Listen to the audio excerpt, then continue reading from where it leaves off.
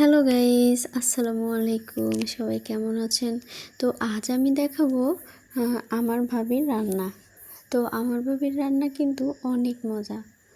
তো দেখেন, ভাবি কিন্তু আজ রান্না করছে লাউ, পটল আর মাছ দিয়ে ঝোল। তো আপনাদের কার কার কাছে এই খাবারটা পছন্দ সবাই কমেন্ট করে জানাবেন। তো এদিকে কিন্তু ভাবির ভাত রান্নাও হয়ে গেছে। তো আপনারা দেখতে পাচ্ছেন এটা কিন্তু ভাবি নামিয়ে ফেলেছে। এই পাশেই কিন্তু ভাতের মাঠটা ভাবি রেখে দিয়েছে। আর আমরা গ্রামের মানুষরা কিন্তু এই মাঠটা খেতে খুবই পছন্দ করি। তো আপনারা কে কে পছন্দ করেন সবাই কমেন্ট করে জানাবেন।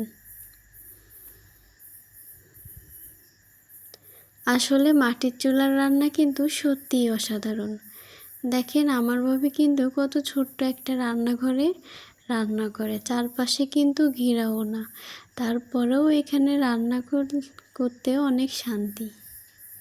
তো দেখতে থাকেন, এই মুরগিগুলা কিন্তু আমার ভাবিরই। দেখেন, গ্রামের ঘরবাড়িও আমার কাছে খুব ভালো লাগে। আমি জানি না আপনারা কি বলবেন এই ভিডিওটা দেখে, কিন্তু ভিডিওটা যখন আমি পরবর্তীতে দেখেছি তখন আমার নিজের কাছে নিজেরই অনেক ভালো লেগেছে।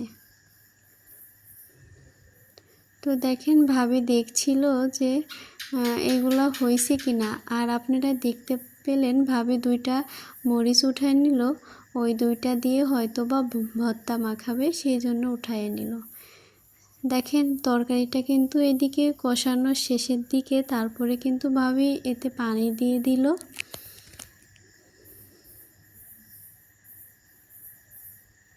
এরপরে কিন্তু এই মাছগুলা ভাবি দিয়ে দিল। আপনারা অনেকে ভাবতে পারেন এত অল্প মাছ খাবে। আসলে ভাবি আর ভাবির মেয়ে দুজন এখানে থাকে, তো সেই জন্য আর কি ওদের অত তরকারি বলেন বা মাছ বলেন এত লাগে না। দুজন মানুষের অল্প অল্প হলেই হয়ে যায়। তো দেখতে থাকেন, ভাবি কিন্তু এই ভাতগুলা এখন গামলায় ঢেলে তারপর ঘরে নিয়ে যাবে। এখন তরকারি উঠানোর জন্য রেডি করছে। দেখেন, এই পাতা দিয়েই কিন্তু আমরা জাল দিচ্ছি, মানে ভাবি জাল দিচ্ছে। আর আমরা গ্রামের মানুষেরা কিন্তু চুলায় বেশি এই পাতা দিয়েই জাল দিই।